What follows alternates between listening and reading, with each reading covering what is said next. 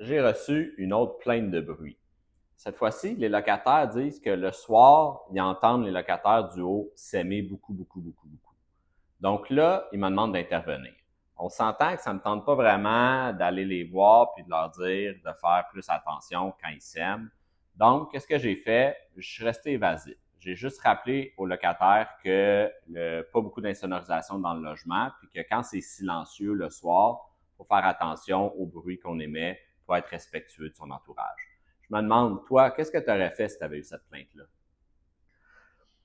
Salut, je viens de franchir la barre des 3000 abonnés. C'est super excitant. Là, tu te dis, qu'est-ce que je vais faire avec ça? En fait, moi, j'ai besoin d'un plâtrier. L'autre jour, j'en ai embauché un. J'ai expliqué qu'est-ce que je voulais. Il me répondait toujours, oui, oui, monsieur, oui, oui, monsieur. Finalement, quand je suis revenu, la job était dégueulasse.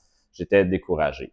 Donc, si toi, tu connais un bon plâtrier, je serais vraiment content de travailler avec toi. Je gère presque 100 immeubles à Montréal. J'ai toujours besoin de quelqu'un de compétent puis de fiable. Donc, n'hésite pas à m'écrire dans les commentaires. C'est weird. Un locataire veut être dédommagé parce qu'on refait sa brique. Ici, il y a deux affaires qui clochent. La première, c'est que le locataire, il est francophone, puis quand j'ai reçu le courriel, il était 100% en anglais. Donc, c'est clairement ChatGPT qui avait monté son dossier pour demander un dédommagement.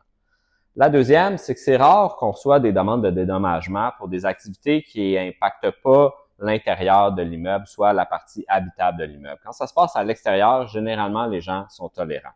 Lui, dans son cas, je peux comprendre parce qu'il y avait beaucoup d'échafauds qui avaient été montés, puis ça bloquait son entrée et sa sortie.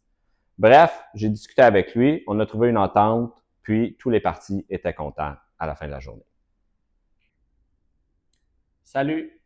Je commence à avoir beaucoup de capsules sur des conseils en immobilier, des conseils sur les relations humaines, propriétaires, locataires. Donc maintenant, tout est disponible sur ma chaîne YouTube. Tu peux aller voir des capsules un peu plus courtes, un peu plus longues.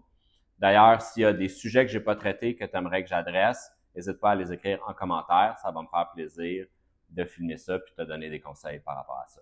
Bonne écoute!